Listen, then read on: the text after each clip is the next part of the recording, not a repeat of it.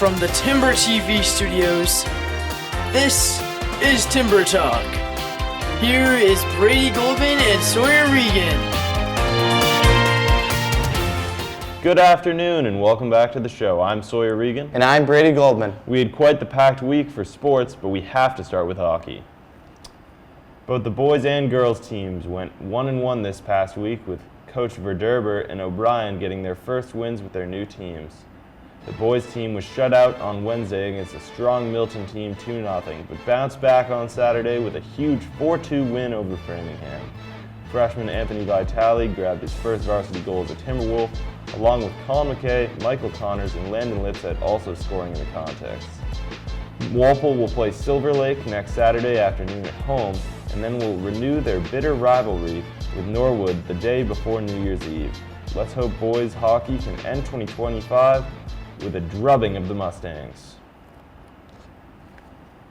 Girls hockey lost 7-0 to Milton on Wednesday, but like their male counterparts, got it done against Framingham on Saturday with a gutsy 3-2 win over the Flyers. Kate Schneider had 2 shorthanded goals, as well as Nora Kelly also scoring. The Lady Tims will play at Medfield on Saturday before also going to Norwood to play their annual doubleheader along with the boys. Switching to the hardcourt, girls basketball had their first 2 matchups this past week, games on Tuesday and Thursday on the road. The girls luckily went 2-0 this week with a low-scoring 45-36 win over Milton and a decisive 66-31 beatdown of Framingham. The team is already off to a better start than they were last season and are looking scary going into the new year. They will play Needham on Tuesday and play Oliver Ames in a winter tournament on the 28th. Finally, last Tuesday, boys basketball had their home opener against Milton, with both teams coming in with winning records. What commenced was a back-and-forth contest where the two Bay State Conference rivals threw punches until the final seconds. We'll start in the first quarter, where Ryan McDonald would make his first of 8 threes on the night, putting Walpole up early. Then later, McDonald would get his third 3 of the night, hit it for his team, leading his team in points for the first. However, despite McDonald's effort, Walpole found themselves down by 13 in the third. Here, McDonald would start their fierce comeback with another 3 for the Timberwolves. Then a couple of possessions later, Cole Chase drives inside, gets a nice little fadeaway to fall, cutting even more into the Milton lead.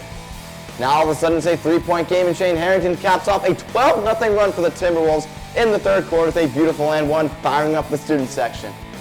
Then we go to the fourth quarter, where tall sophomore Chris Nicholas gets the good fake and rises for another and one for Walpole, putting them up again within 1 point of the Milton lead. However, Nicholas misses a free throw, and Walpole finds themselves down 7 with under 2 minutes left. Ryan McDonald then proceeds to hit another and one, this time a beautiful 3-pointer, which converts the 4-point play, putting the game within 1 possession. Then the very next play, Jack Benner forces the steal, and Shane Harrington comes up with the loose ball yet again, making it a 1-point margin.